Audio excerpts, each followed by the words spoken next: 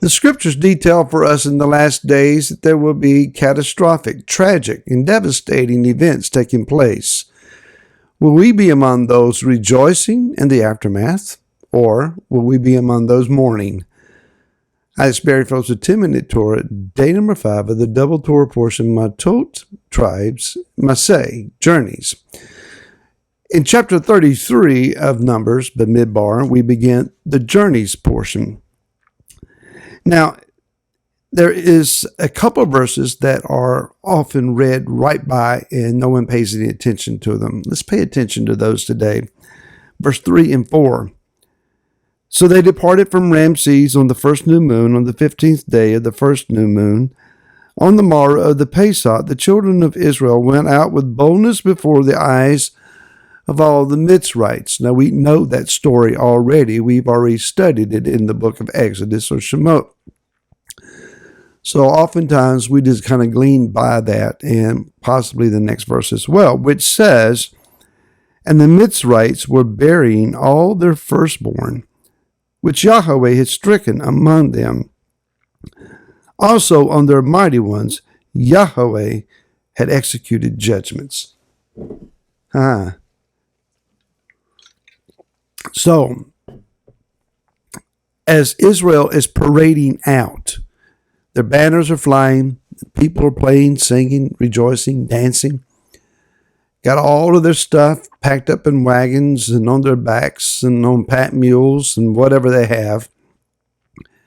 This grand, triumphant, almost military-style parade goes marching out toward the Red Sea, and as they look to either side, there are Mitzrites, Egyptians, digging holes in the ground, or maybe building pyramids, I don't know. They're finding ways to bury their dead, and there is a great number of dead. And these Mitzrites are completely disillusioned because all of their gods, all of their pantheon of belief systems have failed them, and Yah has brought about the execution of his wrath upon them. He has forced them to pay Israel for their slave labor. Israel's in victory and they're in mourning. This is after the last plague is finished. I don't want to be a doomsday guy that's talking about only the bad that takes place in the last days. Too often we read the writings of the prophets, the prophet Daniel and Zechariah in particular, sometimes Jeremiah. We go over to the words of Yeshua at the end of Matthew, and we hear about how that people are going to turn on one another and false messiahs and false prophets will arise. And we hear the ominous words of Yeshua saying, if I did not shorten the day, even the very elect would be deceived. Then we get over into the book of Revelation. And too often, again, we read that book as the revelation of the anti-Messiah. Well, if you look at that a little bit more closely, the blatant appearance, he's kind of hinted at here and there, but the blatant appearance of whoever or whatever this anti-Messiah thing is, and I only say that because some believe it's a man, some believe it's a system, some believe it's both, and it's possibly all three are correct. That appears in chapter number 13. A little clue here about reading the book of Revelation. We tend to want to put it on a Greek-minded linear line, that you start in chapter number 1 and everything happens in a linear time frame all the way to the end of the book.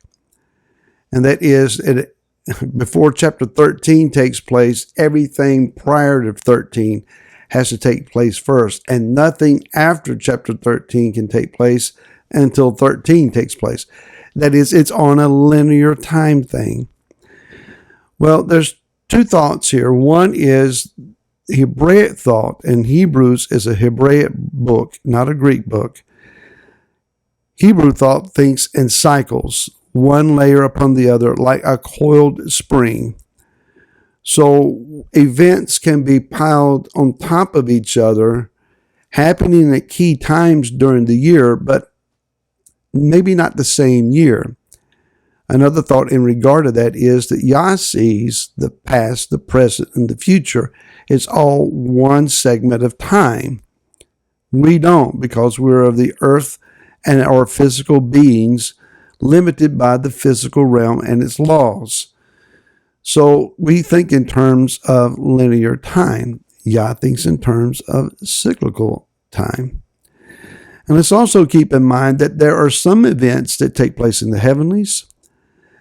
Around Yah's throne, there are some events that take place in a middle heaven somewhere. And then there are events that take place on the earth. Now, the earth may respond to all of those events, but not everything that is decreed actually is taking place on the earth or is visible to earth's inhabitants. Those things understood. Let's go to the book of Revelation. And it's the revelation of Yeshua the Messiah, not the revelation of the anti-Messiah. We read in the book of Revelation chapter number 8 that the seven messengers have seven trumpets, and they sound, and in verse 7, a third of the trees are burned up, and all the green grass is burned up.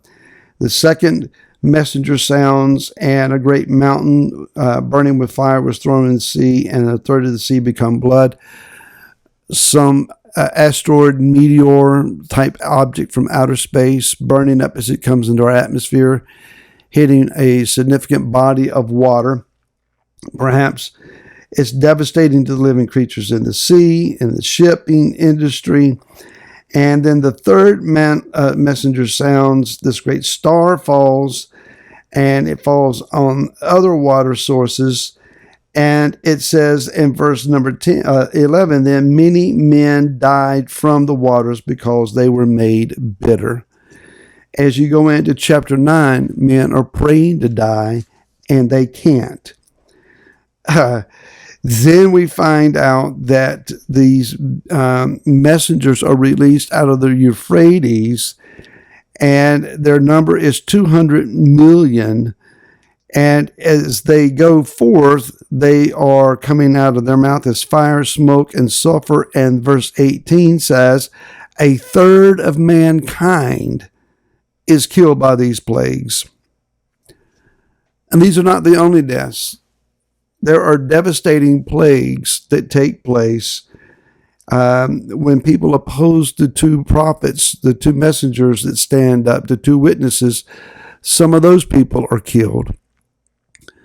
Over and over again, we read about great and devastating numbers of people that die. That's not something we like to preach about, teach about. That's not something that we say amen to real loud. It's devastating news. It's a horrible report. But let's understand that Yah's wrath and judgment is coming upon the earth. When all is said and done, the prophets are clear that Yah will send forth his messengers to the four corners of the earth and gather his elect and bring them supernaturally by some means to the land of Israel, where we will join with Messiah in the coming of his kingdom, and that we will live and reign with him. What happens to all of the dead bodies? What will people do with the bodies? We read about wars that will be taking place, Gog and Magog. And there are incredible amounts of people that will die. When Yeshua returns, there's going to be a great battle, and many will die. While the dead are burying their dead, as Yeshua shared with us, Yah's people will be rejoicing.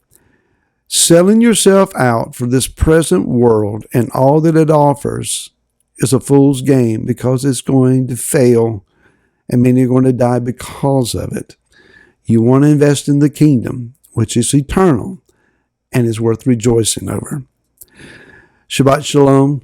May everything that you touch this Shabbat be a blessing. May your time together with family, friends, even by yourself, be filled with the presence of the Most High.